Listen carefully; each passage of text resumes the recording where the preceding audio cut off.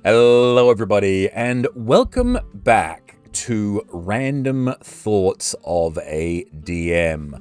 I am your humble DM, Tim. Before we go any further, I will just say that we're going to be talking about some mature and adult subjects today. So just be aware if there's certain things that you might want to avoid hearing about, you might want to click off, but I'm going to try and keep this as PG as possible, considering the subject matter. So, the subject matter. So, you have been warned, and let's get on with it. So, today we are going to be talking about the Book of Erotic Fantasy. Now, this is a book that is controversial not just on its face, but also for the history surrounding it, because this was a book that was kind of the original D&D OGL scandal. You can see on the cover here it has the Open Gaming License 1.0A, and down the bottom, compliant with the OGL and it just has a little D20 there. From my limited research that I did on this, there was a whole thing where Wizards was actually it wasn't Wizards back then. It was wasn't even Pies. I'm not even sure who it was back then. But the owners of D&D back in the day, who was in charge of D&D back in the day? That's a good question. Oh no, it was Wizards. I was wrong. Yeah, so this was a book back in the day that Wizards was not really happy with, and they couldn't really stop it from getting published, but they did put a letter out saying that they do not condone the contents of this book. And I can kind of see why, because when you're trying to make what is effectively a children's role-playing game, the Book of Erotic Fantasy is not really something you want to associate your game with. But as time goes on and people that play this game have become more mature, then more mature subject matter tends to get involved. So, what is the Book of Erotic Fantasy?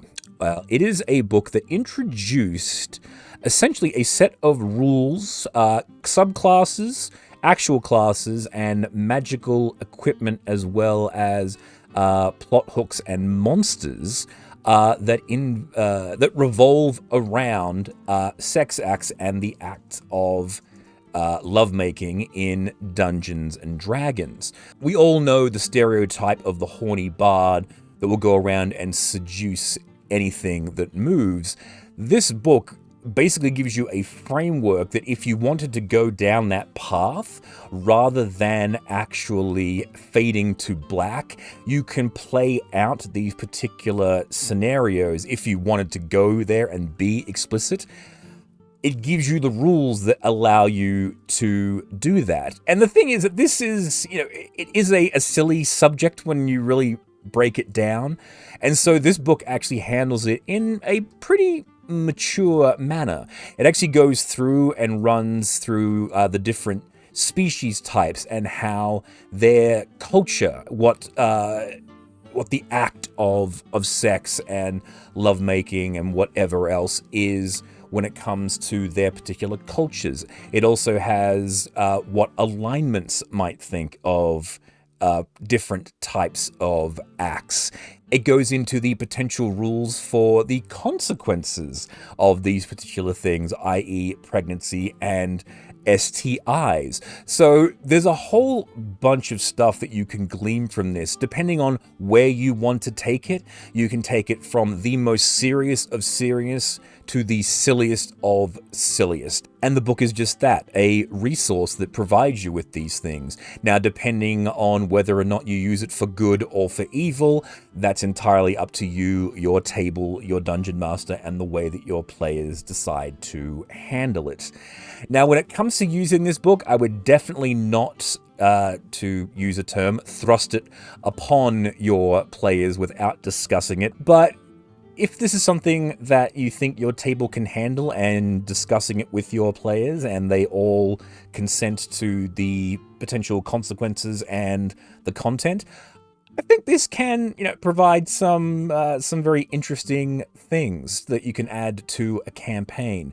It's definitely not for everyone, and some of the things that you get in here are kind of silly, but there are a lot of things that I think are both funny and really quite useful. And I might as well dive into it. We'll just go through a few things here. I know you're all dying to see what's inside here. I will say the artwork within this book is a little bit racy for both men and women, depending on whichever direction everyone swings. So just be warned if you're going to be flicking through this or trying to track this down yourself. I did have an actual copy of this book, but I have no idea where it ended up, so I had to get this one on print on demand. So the opening of the book actually has a thing. Why include sex in your game? Well, why indeed? It actually says here, fantasy role-playing has existed for several decades now, focusing on all sword and sorcery thrills and adventure.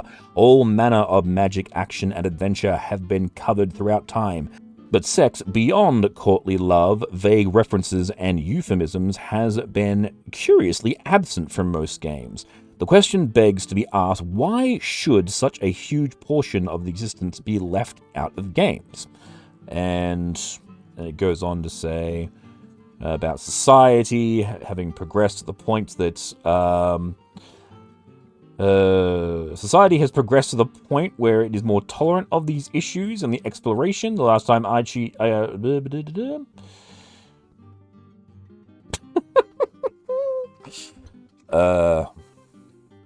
it basically goes on to say that in role-playing games, it's always sort of been there as a background, but never actually been something that people have explored, and this is a way that you can explore that in your RPGs. It then goes on to make a few jokes about why not try it with some undead or two, which is, a bit weird, but I think they're just trying to... The humor in this book is a little bit hit and miss, I would definitely say. The book itself is broken down into 7 chapters. The first chapter is Love, Sex, and Role-Playing, where it talks about the topic in role-play and love, seduction, and humor, as well as how it applies to race and alignment. Then you've got the actual rules, skills, and feats in Chapter 2. Chapter 3 is your base and prestige classes. Chapter 4 is your magic, your different spells and the different domains. Chapter 5 is your items. Chapter 6 is gods and monsters and how the whole thing relates to them.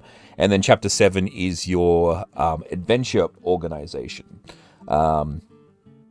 Giving you the D100 table of the different potential adventure hooks. One of the things I thought was really interesting, actually, let me see if I can find it. When I was flicking through this the first time, it does have points on consent, which is good. The little point there is sorry, not right now. Not right now, just a flat no would be fine. Honestly, I think so. Has a section on orientation, interactions with other player characters, as well as kinks and fetishes. And then, of course, prostitution, sacred and profane, because depending on the type of society that you're in, it may not necessarily be seen as a taboo because, for example, in the world of Firefly, one of the characters in that series was known as a companion, and companions were actually highly sought after, and there was almost a nobility in, well, actually, it wasn't almost, it was a nobility in that world. So having that as part of a role-playing setup, as well as potentially even a character that you could run. But what I was looking for was... here it is. Marriage, commitment, and union customs. What it actually has here, it has the different categories. Conventional, which was one male and one female. Monogamous, which was 2 partners of any gender. Polyamorous, 1 male and more than 1 female. Polyandrous, 1 female and more than 1 male. That was actually a term I didn't realize was a thing. I always just used polyamory as the use for both, so I learned something there. Group marriage, 1 or more males and 1 or more females, and theogamorous, mortal deity relationship. There you go, something new for everyone. Some stuff, some words I wasn't actually aware of. In terms of alignment, it actually has a little chart here, or a series of bits and pieces, where it explains what the different alignments are, how their attitudes towards sex and relationships are. So, for example, for lawful good, it's be virtuous in all endeavors. Chaotic good, if it feels good, do it. Lawful neutral, I kiss by the book. Neutral, act naturally. Chaotic neutral, it's all about me. Lawful evil, order and power. Neutral evil, it's all about what I can get away with. And chaotic evil, fuck you, fuck you, no, fuck all of you. The next section is about sex and the species.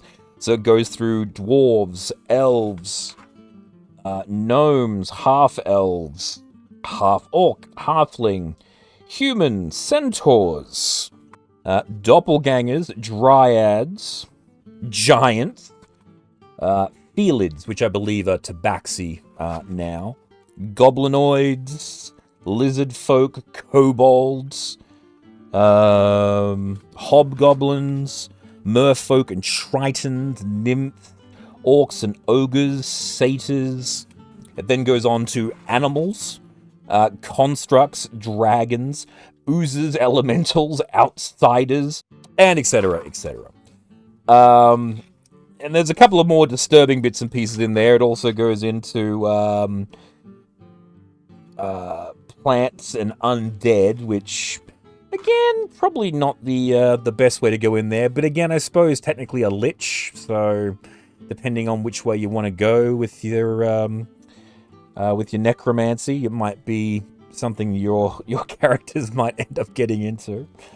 And then after that, it has the ability scores. So they introduce stats for appearance scores, as well as giving the average appearance scores for different types of creatures. So, for example, in this stat here, a gibbering mouther or a zombie has an average appearance score of 1, which is a -5 modifier to specific types of checks, whereas a dwarf is just like a flat 0.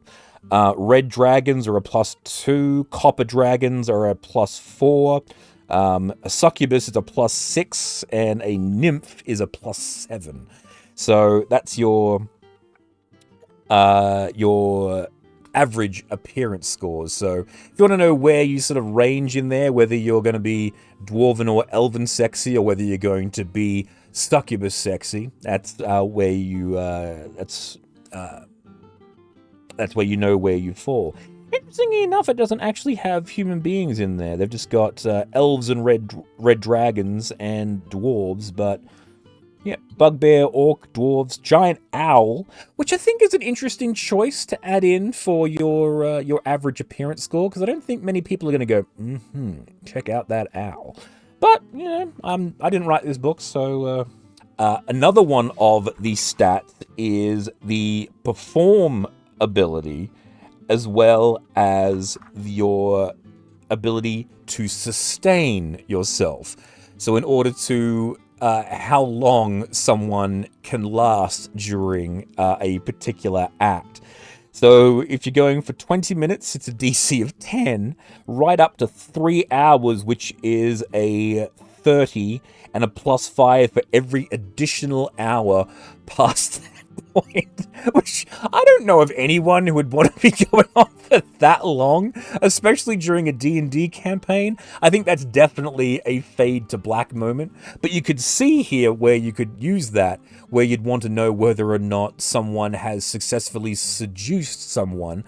So, say, for example, you could use this stat line during a encounter where a person needed to seduce a noble in order to distract them while the rest of the party gets, robs their building. So they need to keep them occupied for a certain amount of time. The book gives you the chart and the DCs for the person or the bard or whoever being able to maintain the performance, as it were. So, again, a useful resource, something you might not have considered, but there you go. You now have some rules for that. Oh yeah, it uses the Constitution skill. So, performance is based around your skill. It's perform techniques, and that's a charisma-based one. But then the actual ability to sustain is based around your Constitution stat. Oh, here we go. It even has a little chart here for the results of a performance. So the DC of 10, a routine performance. So if you roll a 10 on your performance, a routine. If you are... Oh, here you go. If you're engaged in this act for money, you earn 1d10 copper per day doing that. So if you decide to swing that way and make this into a business, there you go. You've even got a chart for that. 15 is enjoyable performance. 20 is a great performance. 25 is a memorable performance. And a 30 is an extraordinary performance. If engaged in this act for money, with a... Oh, let's say. If engaged in this act for money in a prosperous city, you can earn 3d6 gold pieces per day. In time, your prowess may garner you the attention of powerful beings, especially those of an erotic nature, such as succubi. You gain a +4 bonus on diplomacy checks with that person until the next encounter. So there you go. Something else that you might not have even considered. Potentially, you could even use that as a hook when it comes to a warlock having found themselves a patron. Someone could have been just so damn good in bed that a succubus goes, you know what, I'm going to go meet this person, and I'm going to give them power as long as they keep me happy. The next little section here is something that I've threatened to actually introduce into my games, because sometimes people have been getting a little bit off the rails, and we weren't going with the Book of Erotic Fantasy, but certain players were trying to go down that line. And so what I would say is okay, if you want to go down that line, we'll go down this line, but be very careful what you wish for. And what that is the chart of STDs. There is a table 2.2 in this book on page 45, and the names of these are hilarious, and I'm just going to read them straight out here. It gives you the stats because they are a disease of sorts, not really a thing that you have in 5th edition anymore, but still something that you can introduce. It gives you the fortitude save, which would be your constitution save, to prevent yourself from contracting this particular thing, as well as the incubation and then the damage that is done. The damage itself is interesting because it's not necessarily... Well, it actually isn't. It isn't hit point related, it's stat related. So as long as you've got this particular disease, you have negative effects applied upon you, as all disease does. So Astral's Doom is the first one on the list. DC 18, it takes 6 months to incubate. However, the damage it does to you is 1d8 strength and 3d6 con. This thing can kill you. The descriptor on it is a horrible disease that wastes the body, named after its first victim. The next one you've got is Azure Balls, which I think is great in terms of the terminology. DC is 16, 1 day incubation. This disease, curiously, only affects males, though females act as carriers. It causes intense throbbing pain in the testes of the subject, which darken to an unhealthy shade of black/blue. And it does 3d6 dex and 2d3 dex. It's got 1d3 dex and 1d3 dex, so it does it twice. Black Withering, magically resistant disease, causes the genitalia to blacken, rot, and finally fall off. Which is a DC 20, 1 week, 1d8 con and 1d8 wisdom, which I think is fair. The loss of con and your wisdom, because you sort of be concerned about what's going on there. Burning Release, I don't think we need to worry about describing that one. That one gives you negative 1d3 dex loss. Crimson Welts causes sores around the genitals and mouth, as you would imagine. Crotch Plague it leaves painful boils all over the lower abdomen. Fever Touch causes high fever and eventually blindness. Good lord. Ghoul Fever. An afflicted humanoid who dies of ghoul fever rises as a ghoul at midnight the night after perishing. Good lord, you can die and turn into a ghoul? You definitely want to be careful then when you're going to visit the local ladies of the night if they've got ghoul fever. Although I suppose, granted, they would probably be a ghoul already, so I guess that's one more reason not to delve with the undead. Hairy Brute. This affliction causes coarse hair to sprout in uneven clumps all over the sufferer's body. Kiss's Curse. This relatively mild disease causes fatigue, fever, and swollen glands. Lover's Lice. I think we all know what the deal is with that one. Lycanthropy. Now, this is one of the ones which I thought was really, really interesting, because they also have listed here vampirism. And I guess when you really think about it, yes, that could be something that could be transmitted this way. I suppose technically that's kind of what Twilight was a little bit about, not necessarily about the lycanthropy, but we're not going to go into that. But it wasn't really something that I ever would have really considered to be an STD, but I guess technically it could be something that is actually transmitted that way. Mummy rot is another one. Unlike normal diseases, mummy rot continues until the victim reaches a constitution of 0 and dies. Mummy's rot is powerful. It's a powerful curse. It's not a natural disease. A character attempting to cast any conjuration spell on a creature afflicted with mummy rot must succeed on a DC 20 caster level check, or the spell has no effect on the afflicted character. Oh, okay. So you actually have protection from certain spells, but I guess that also means that certain things that would remove curses and things like that, you also have to check in order to remove it. And I think, like, Mummy's Rot, if I remember correctly from reading this, yeah, it's a DC 16, and it has an incubation of 1 minute. So, so don't be laying down with the mummies, ladies and gents, because that is no joke. And it does 1d6 con and 1d6 charisma every time it takes effect. Now, there's one listed here, which is Engorgement, which takes 1d4 days, but it's listed as a special, and I don't know quite what's so special about it. I can't really work out where, because it doesn't actually say specifically where to find the special effect for what this does. So I guess we'll just use our imaginations on that one. And then the last one is actually kind of interesting, which is Whore's Delight, which is a DC 15. It takes 1 day. You lose 1 point of strength, but it has a special effect, which this mildly debilitating disease saps the sufferer's strength and has an odd side effect. It causes his or her genitals to excrete a paralytic poison.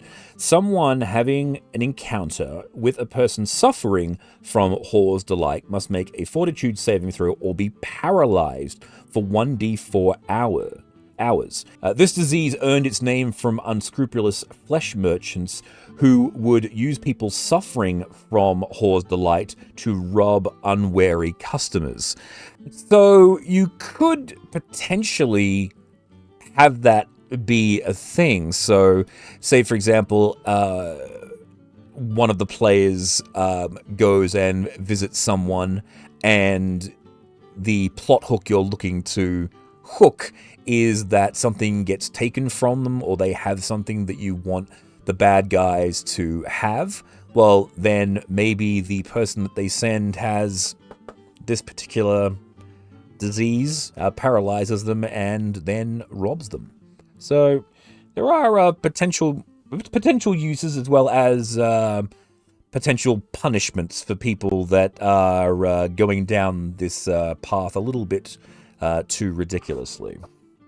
The next little bit is kind of interesting because it actually goes on with conception and pregnancy, and actually talks about different species and how long their pregnancies actually last, as well as the likelihood of them actually falling pregnant. And there's a next little bit after this that actually shows the species compatibility chart. So whether or not certain species can actually crossbreed, which I think, again, is one of those sort of nerd conversations, like what do you get if you mix X and X? It doesn't really tell you what you get, but it does explain that it is technically possible. So basically it has like bugbears, 7 months, celestials, 1 month per hit dice, elves, 24 months is the elvish pregnancy, which is kind of insane. Again, I don't know whether or not this is strictly canon, but according to this book, that if you're going to be using the rules, that's the rule that they are using. I don't think Wizards ever came down 100% either way on that particular rule, so either way, you now have something that you can base it on. Fiends, 1 month per their hit dice. Dragons, it varies. Hill giants, 11 months. Frost giants, 12 months. Sprites, 6 months. Orcs, 6 months. Nymphs, 1d12 months. Minotaur, 12 months. Human, 9 months, of course. Goblins, 4 months. Gnomes is 13 months. Kobolds, 4 months. Oh, there you go. And then it has a percentage rate on the chance of these particular species falling pregnant. So again, if that's something that you want to explore, it has the rules for it. So there you go. As it comes to the chart, this is the handy dandy crossbreeding chart. So it has bugbear, celestial, centaur, dragon, dryad, dwarf, elf, fiend, giant, gnoll, gnome, goblin, half-elf, half-orc, halfling, hobgoblin, human, kobold, lizardfolk, merfolk, triton, minotaur, nymph, ogre, orc, satyr, and sprite. And it has that on a chart across the top and across the bottom, and basically you've got a cross-reference about whether or not those two can actually breed together. So, for example, let's try... let's lift the glasses here because my eyes suck when it comes to up close anyway. Let's go kobold and human. Let's see if those two can interbreed. They cannot. I thought yes for a second there, but no. Kobolds can only with nymphs. They can with fiends, which, again, demonic kobold, I can definitely see that going on there. Satyrs and sprites. Okay, yeah, I guess I could see that. There's an M for lizard folk, which is a maybe. These two species may successfully crossbreed, although the chance of conception is reduced by 30% from the lowest percentage parent. The resultant child will most likely be a half-breed species.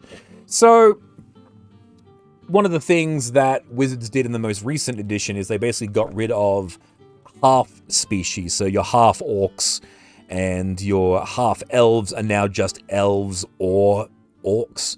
So, using the same logic, you could effectively go through this chart here and find out whichever one of these you wanted to use and make yourself a half whatever, and at least you actually have a guide as to what might actually be possible. So you could go a goblin half orc. There you go, that's interesting. A goblin hobgoblin, yes. A goblin nymph, yes. A goblin satyr, a goblin sprite. A goblin ogre. That's kind of terrifying.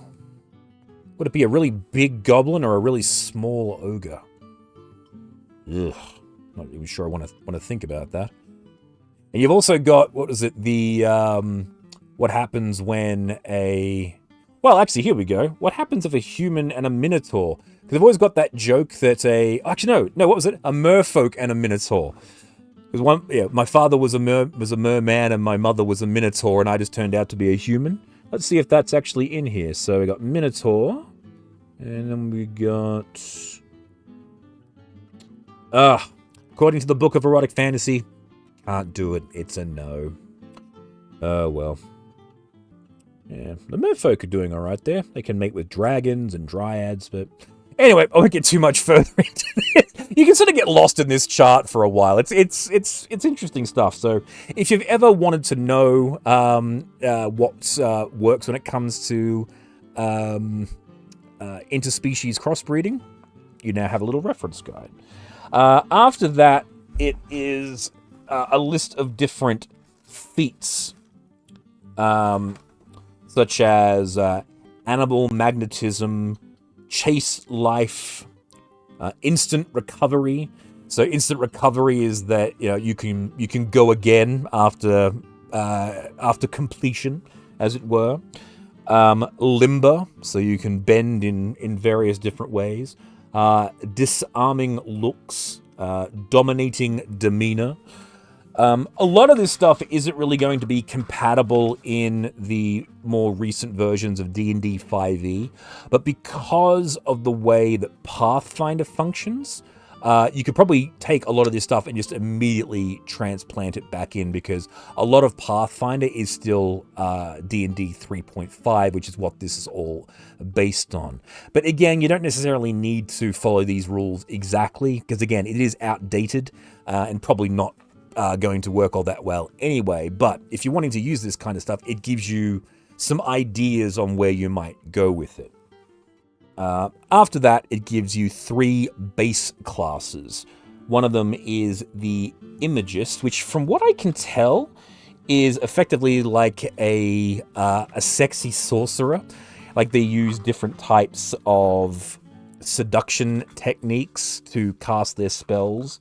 There is the Kandala, which are a blend of mental prowess and mystical energy.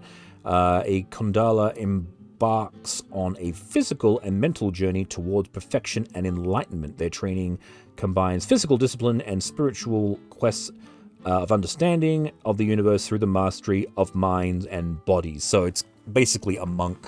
And then there is the Cantrist, which I think is able to metamorphose sexual energy into magical power.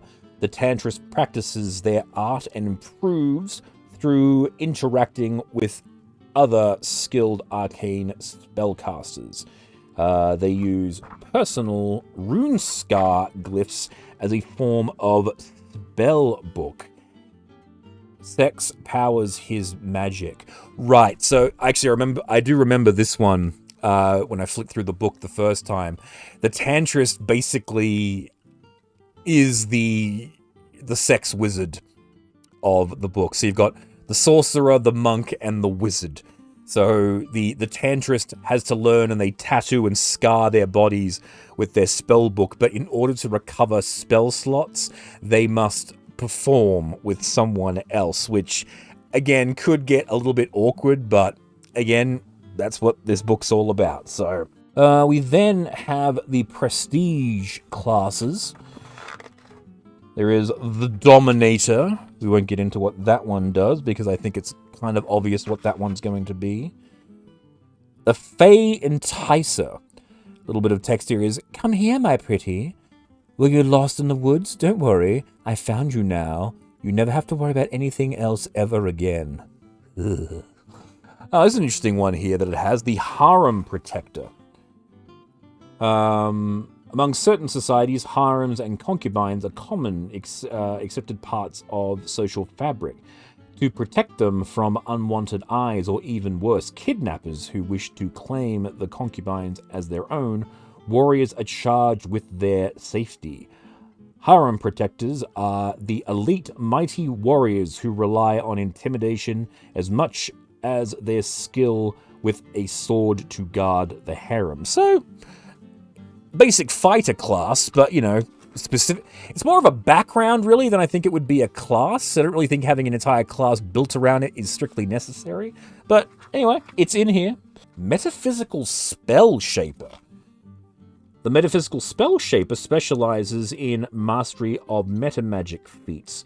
Though it comes at a cost, a Spell Shaper can spontaneously alter spells as... Okay, so the Metaphysical Spell Shaper, it's not even really anything to do with erotic fantasy or anything like that. It's literally just someone who has... It's a sorcerer with the metamagic feat. So it just has the ability to make spells even more powerful than what they would normally be. So there you go. That was in here first, I guess. Okay, so now we're getting into things where it's a little bit silly and problematic. Probably is the better word here. The Voyeuristic Seer. Underneath it, I like to watch. So, again, I guess that was always going to come up when it comes to this sort of stuff being introduced into the game. So, I at least appreciate the fact that they bothered to address it. Because I figure if they didn't, then there might be questions asked. Probably a question you didn't need to ask, but there it is. And then we reach the magic spell section. And unfortunately, this is where the book gets a little bit problematic, in my opinion, because right off the bat, it gives you the list of new domain spells that you have in this particular universe. So there are body domain spells.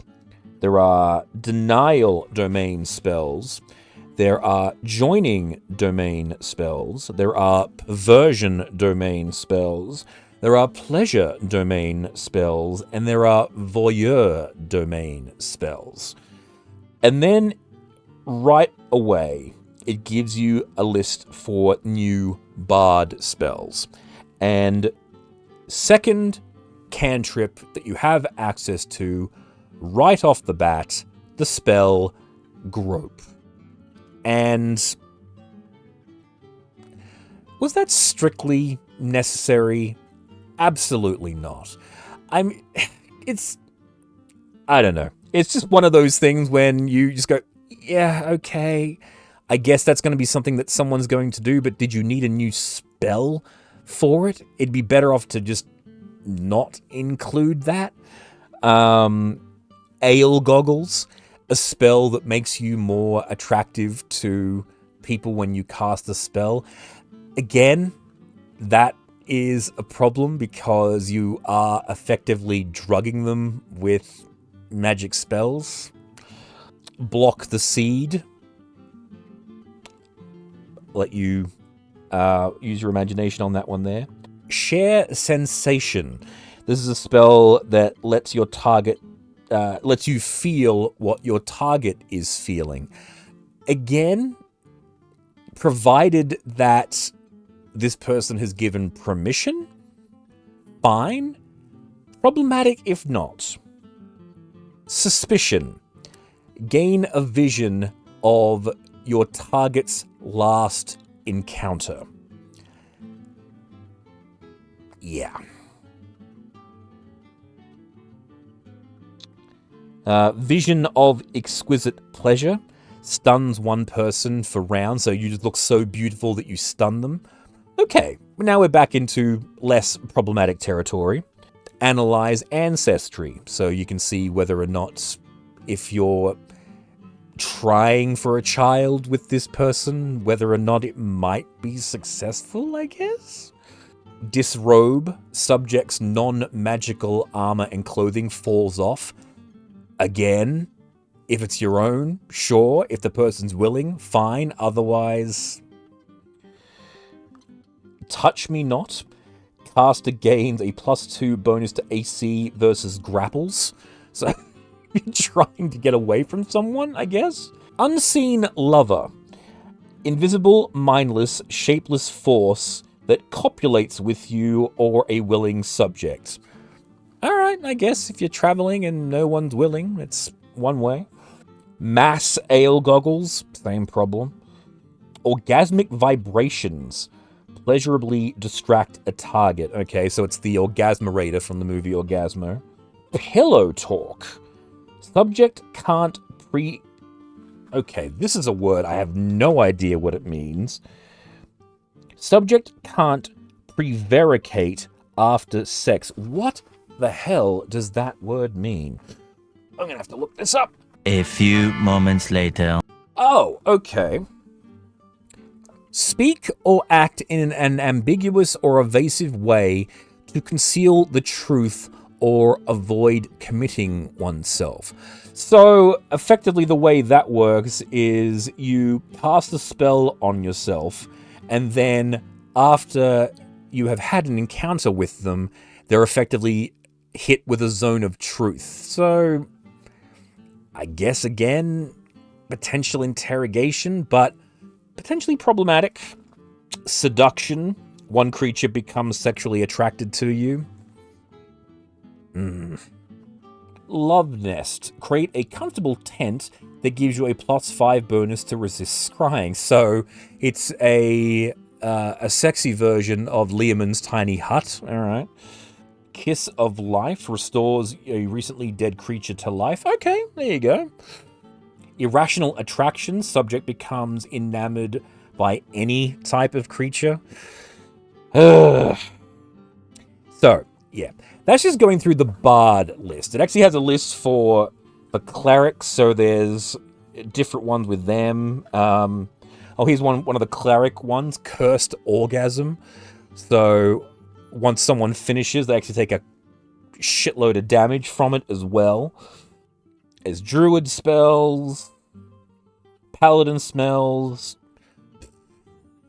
imagist spells, sorcerer and wizard spells. Oh, here you go. Here's one. Desperation. Target suffers penalties until they have sex. So, like I said, if you're going to be dealing with this world, definitely something to be aware of. This is the section where I think it becomes less fun and more problematic. The spells, I think, are the main issue I would have if I was going to include this book wholesale. Definitely need to pick and choose when it comes to running through this kind of stuff.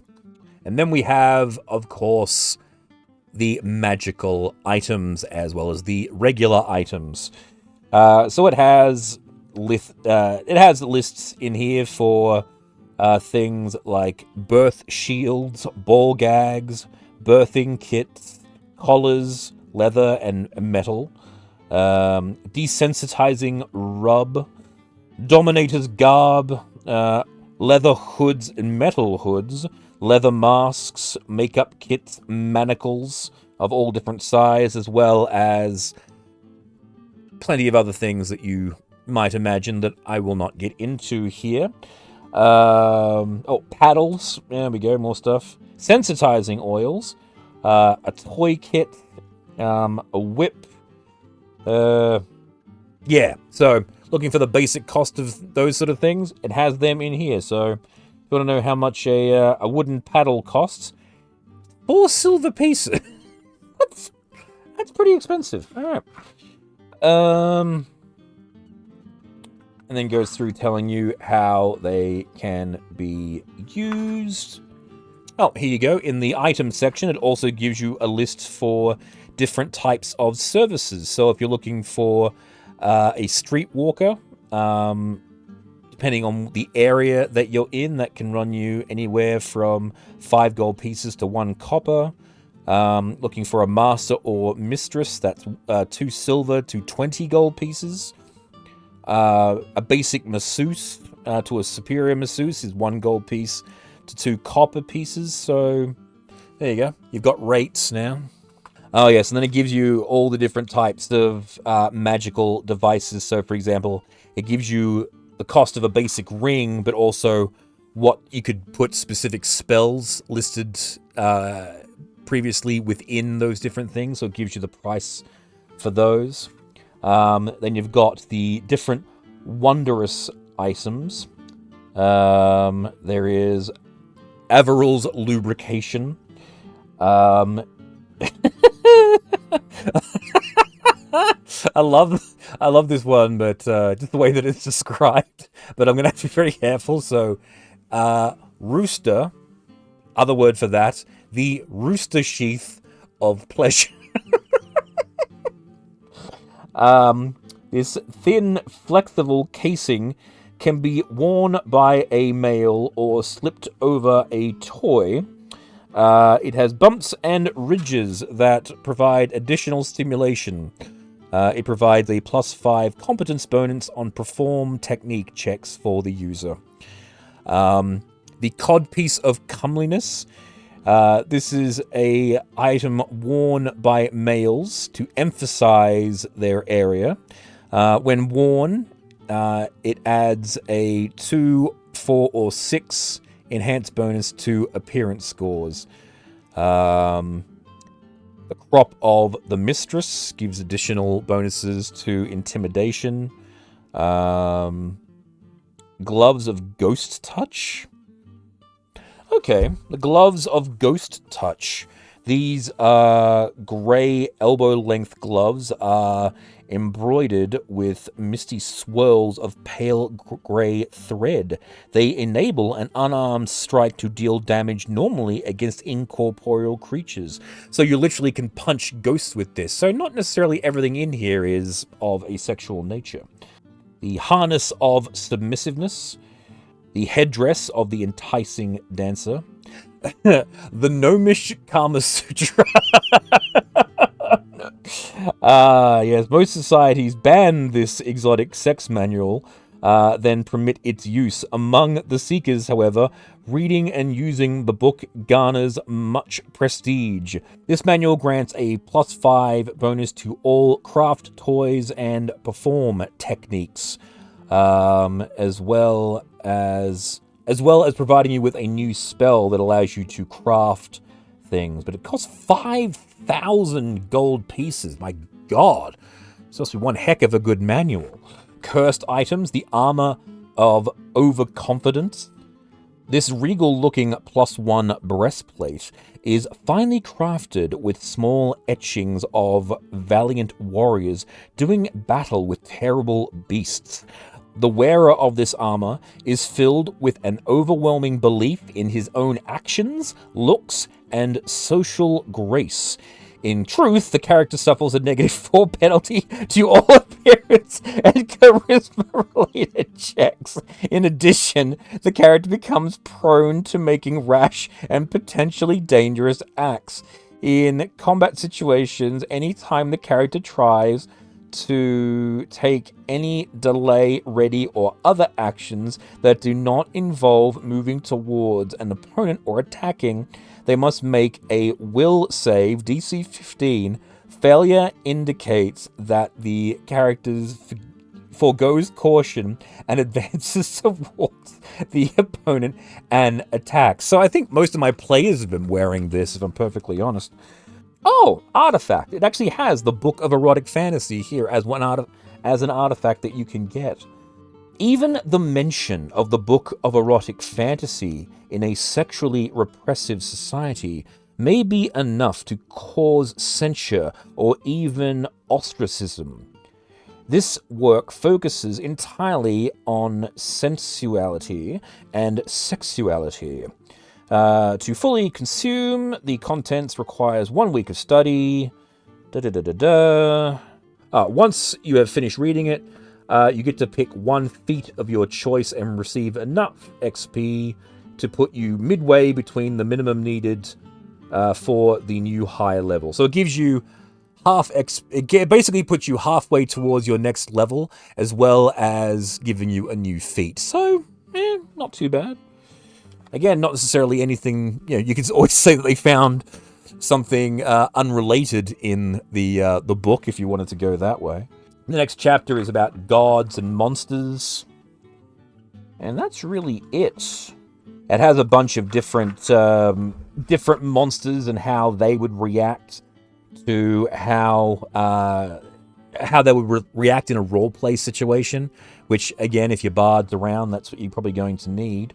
And, yeah, that's really all there is. Oh, no, tell a lie. The last chapter, which I actually think is pretty good, actually gives you a bunch of different... It's a chart of 100 plot hooks, not necessarily like a sexual adventure, but just an adventure that you can go on that might have something to do with something in this book. 1% on the chart. A sorcerer has mastered a mass reverse gender spell affecting an entire community. Gotta go find the sorcerer and get everyone fixed up.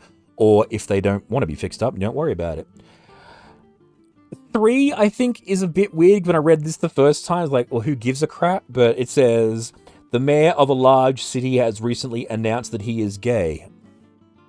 And I don't know why that's an entire adventure hook, but okay. Unless, I guess, depending on the city. Yeah, who knows? 9, goblins are breeding at an even more accelerated rate and are beginning to flood the countryside. Why? Yeah, number 7 is a bit of an issue. A doppelganger has taken the identity of a local priest and goes on a spree of... SA. Let's not go into there. 43, a new high-class brothel has opened, coinciding with a rash of burglaries of homes of the same high strata of society. Strange small statues of satyrs with... Probably should have read that one through. With enormous... have started showing up all over the place. One of the adventurer's lovers is revealed to be the son of the ruler of an enemy kingdom. Well, it says, again, I don't know why it specifically says a lesbian dwarf, but it says it here. A lesbian dwarf has been exiled from her clan and asked the adventurers to help her get her lover out as well. Again, it doesn't necessarily have to be a lesbian dwarf. They could have just said a dwarf, but, whatever. I guess they're having to sort of go into the nature of the book, trying to be as racy as possible. A hag has doomed the bloodline of a powerful family of wizards, causing them to die with no hope of resurrection at the age of 30. All prostitutes at a given city go on strike. Okay.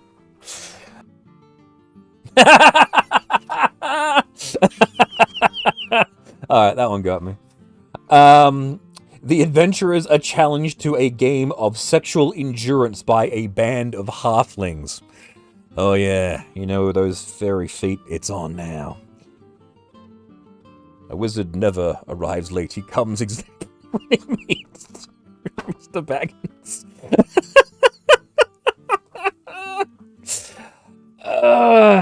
Okay, well, I've spoken far too long about this book. From what you can see, there's some good stuff in here, but there's also a lot of problematic stuff. So as I was saying at the beginning, this can be used for good, but it can also be used for evil. Like, realistically, you really wouldn't implement this entire thing unless you actually decided to make an entire campaign where it was just this. And even then, you'd want to make sure that the people that you are doing it with are mature enough to actually handle it responsibly. I think that's sort of the best bit of advice that I can give. But also, like I was saying, you can potentially utilize this as a deterrent, so that if you've got someone who wants to go down that track, you can show them that you have the rules and there are definitely consequences to their actions in the ways of different diseases and other some such things, again, if you decide to go down that way. So anyway, the Book of Erotic Fantasy. You can't really get this book in its original form anymore, but you can pick it up online at various different places, print on demand. So Google away and find it. And yeah, for now, that is where we're going to leave this episode of Random Thoughts. I hope this has been interesting to some people out there. I don't know whether this video is going to remain for too long. It might get demonetized and get my channel completely destroyed. So I've tried to be as careful as I possibly can with the subject matter. So we will see how it goes. If you have any questions about the book, post them in the comments. I read everything and I will most definitely answer any questions anyone has. So for now, thank you all very much for watching. Please remember to like and subscribe. I have been your humble DM, Tim. And until next time, everybody, remember to keep on blending. Bye!